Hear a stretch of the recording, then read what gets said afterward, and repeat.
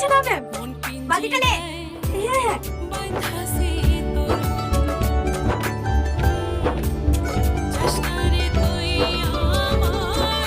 Ma'am, এই পানি তো ভালো রান্না করবেন। হ্যাঁ, নদীর পানি হচ্ছে সব থেকে পরিষ্কার পানি। এই পানিতে কোনো আয়রন থাকে না। এই পানিতে ভাত রান্না করতে তোমাদের স্বাদই আলাদা হবে। মাদেরকে শুদ্ধ বল, খাওয়া লেগে পানি ভরে নিতে। বেশি বেলা হলে আবার নদীর পানি গরম হয়ে যায়। এই মায়া, রামবেলা লেগে খাওয়া লেগে পানি ভরে নে।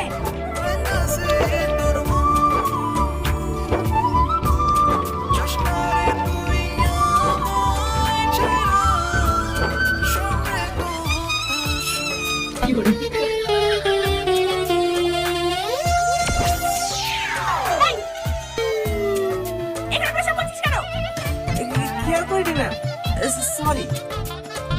আমি তো না শুধু পরিষ্কার ফিরছি। সকালে মাঠে পায়খানা ফিরে সবাই পানি খরচ করে দিয়ে গিয়ে